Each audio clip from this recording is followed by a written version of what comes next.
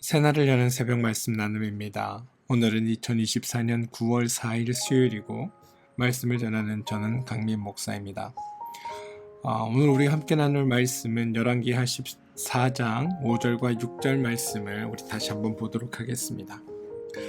나라가 그의 손에 굳게 섬에 그의 부왕을 죽인 신복들을 죽였으나 왕을 죽인 자의 자녀들은 죽이지 아니하였으니 이는 모세의 율법책에 기록된 대로 함이라.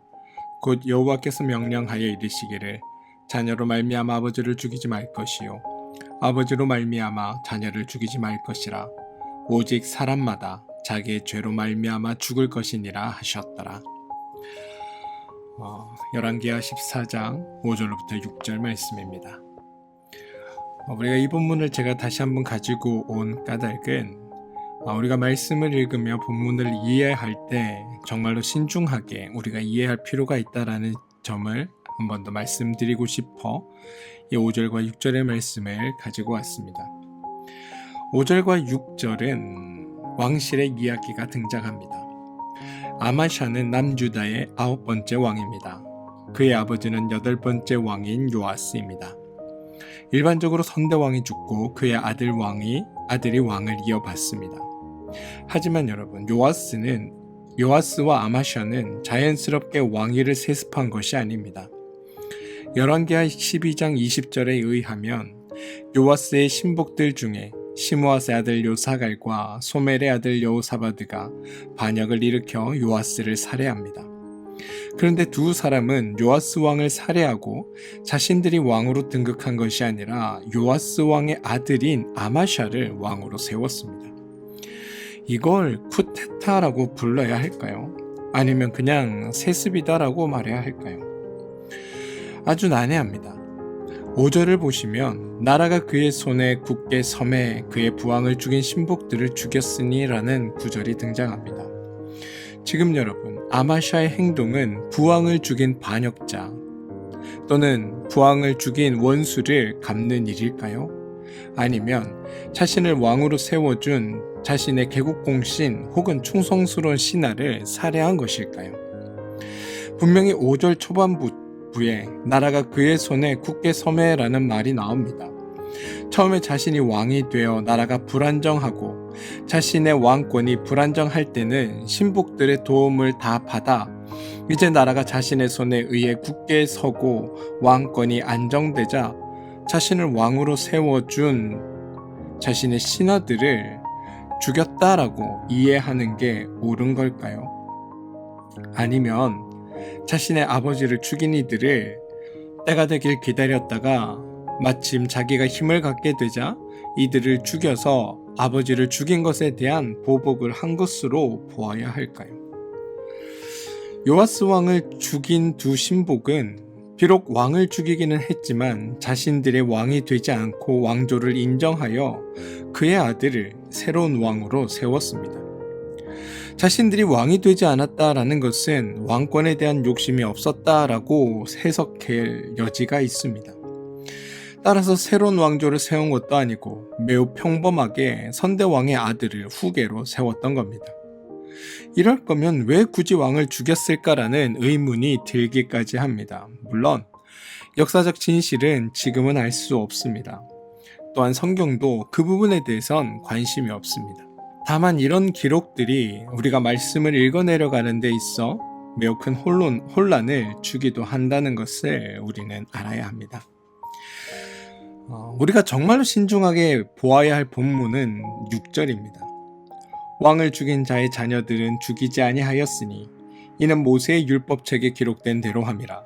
곧 여호와께서 명령하여 이르시기를 자녀로 말미암아 아버지를 죽이지 말 것이요 아버지로 말미암아 자녀를 죽이지 말 것이라. 오직 사람마다 자기의 죄로 말미암아 죽을 것이니라 하셨더라. 한 사람의 행동에 근거하여 주변 사람까지 연결시켜 그 사람에게까지 보복이나 어떠한 위해를 가하는 것, 이런 걸 연좌죄라는 이름으로 부릅니다. 성경은 이 연좌죄를 3000년 전에 이미 금지해 놓았습니다. 아마샤는 선대왕의 반역자들을 처벌하면서 모세의 율법책에 기록된 대로 행하였다라고 합니다. 말씀을 보시면 사사시대 이후에 이스라엘 백성이 율법책에 기록된 대로 행하였다라는 소식을 전하는 건 아마 여기가 처음인 것 같습니다. 아마샤 왕이 율법에 기록된 대로 살인한 자를 죽였고 천만다행으로 율법에 기록된 대로 각 사람은 자기의 죄로 말미암아서만 죽도록 했습니다. 그러나 아마샤는 기록된 대로만 행동했지 그 말씀을 기록하게 하신 하나님의 마음과는 조금 다르게 행동한 것이 아닐까라는 생각을 해보게 됩니다.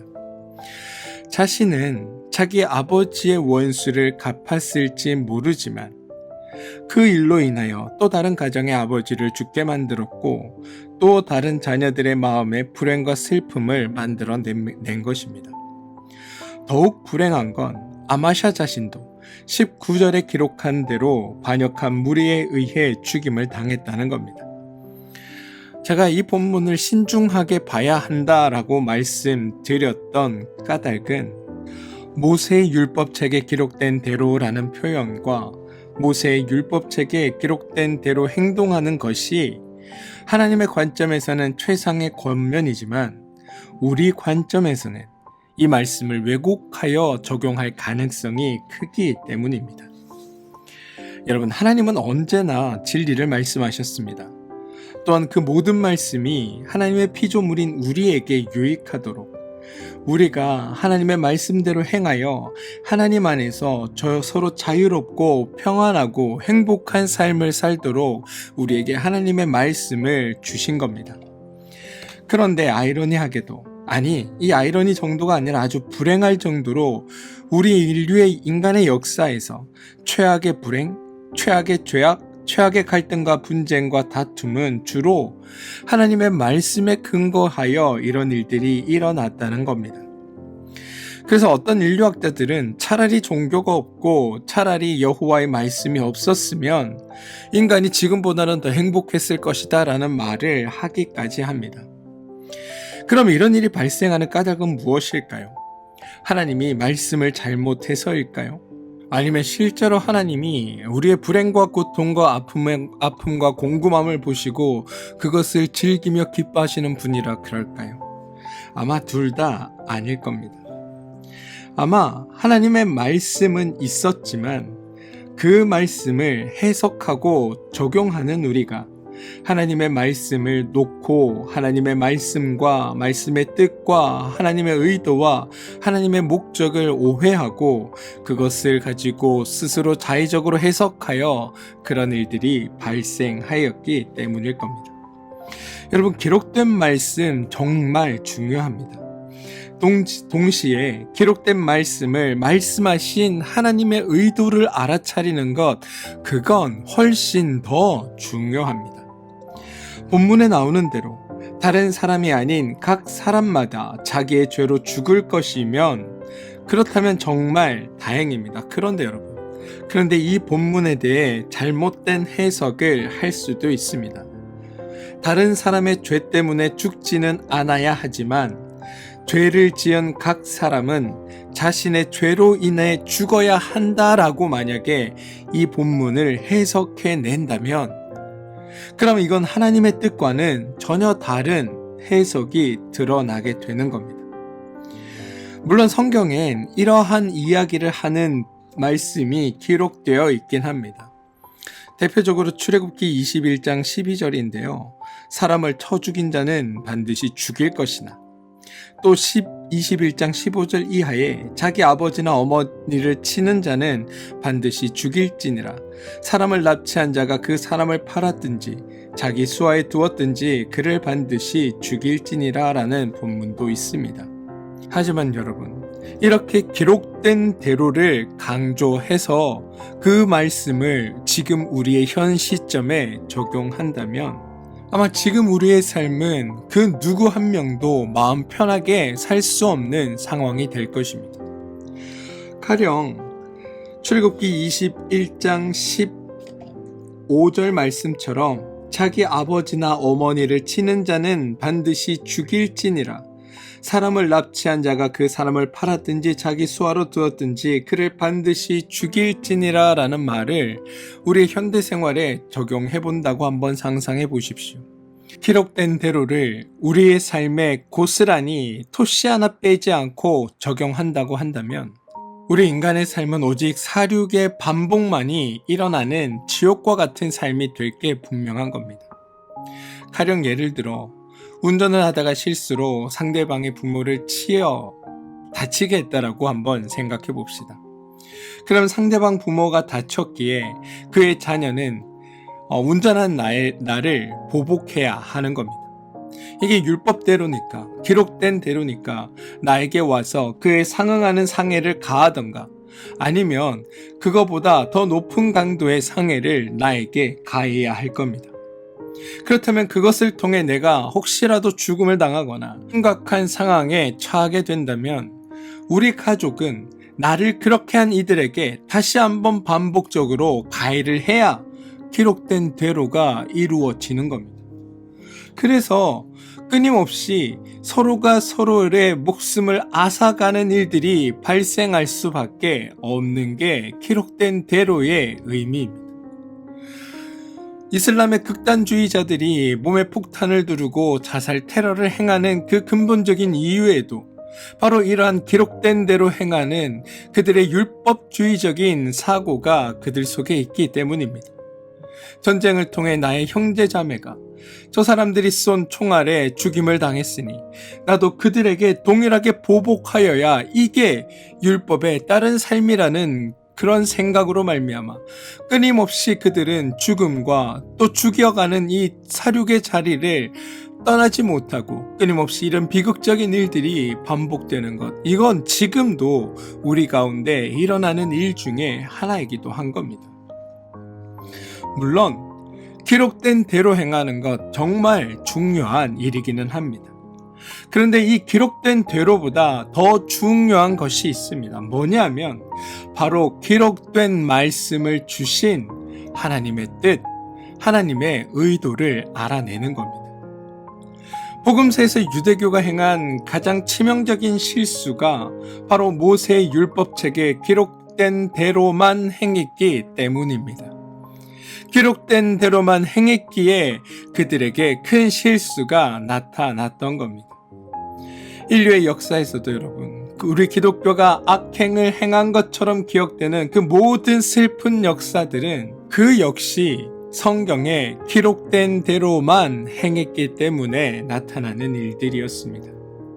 지금 이스라엘과 팔레스타인 간의 그 끊임없는 사륙과 전쟁의 자리도 사실 따지고 보면 율법에 기록된 대로, 성경에 기록된 대로 행하려고 했기 때문에 일어난 일들이라고 이해해 볼 수도 있는 겁니다.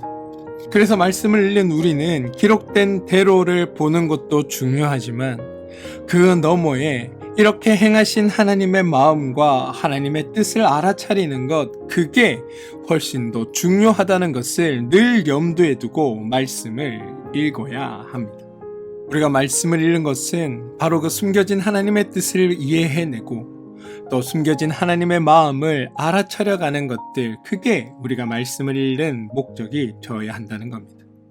말씀을 읽고 말씀을 묵상하면서 하나님의 목적과 의도를 발견하는 것, 그게 믿는 우리가 행해야 하는 일들입니다.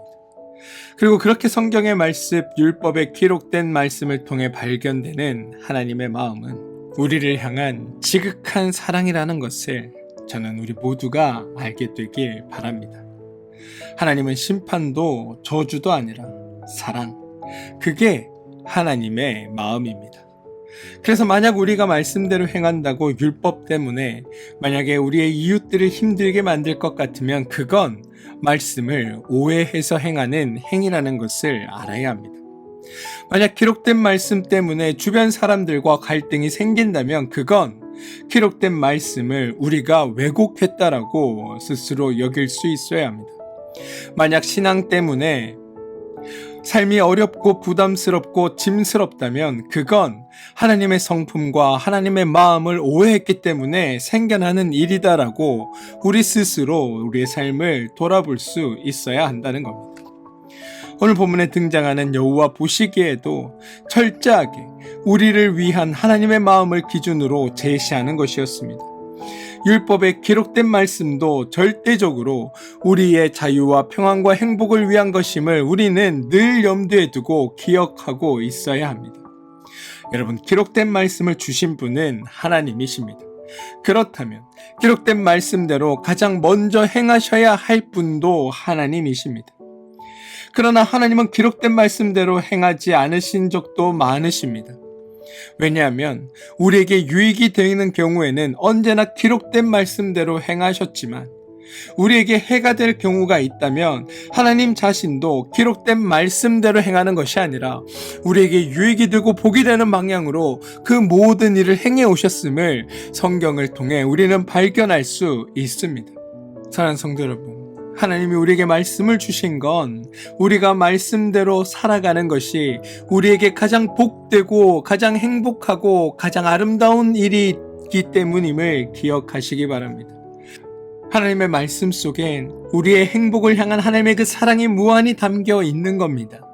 그래서 우리가 하나님의 말씀대로 살 때 우리의 삶이 참으로 행복하고 복되어지는 겁니다. 그런데 이러한 이면에 숨겨져 있는 그러한 하나님의 마음은 알지 못한 채 그냥 주어진 대로만, 기록된 대로만 적용하고 살아간다면 오히려 우리의 삶을 억압하고 우리를 괴롭게 하는 일들이 될 수 있습니다. 저는 여기에서 여러분들이 균형을 찾으시길 바랍니다. 바라기는 하나님의 말씀을 바로 아셔서 기록된 대로가 아니라 하나님의 말씀에 숨겨진 그 의도대로 또한 말씀하신 대로 여러분들이 살아가 주셔서 하나님이 주시는 온전한 기쁨과 복으로 말미암아 여러분 삶에 내 기쁨과 은혜가 충만한 삶이 되길 주님의 이름으로 축원드립니다. 하나님의 그 분명하신 뜻, 하나님의 그 마음을 헤아리시며 그 마음으로 여러분의 삶도 살아가시고 여러분의 이웃과의 관계도 그렇게 만들어 가시길 주님의 이름으로 축원드립니다. 기도하겠습니다. 주님, 하나님의 말씀을 배우는 과정에서 하나님의 마음을 알게 하여 주시고 말씀 기록된 대로가 아니라 하나님의 마음으로 살아가는, 하나님의 말씀을 붙들고 살아가는 우리가 되게 하여 주시옵소서.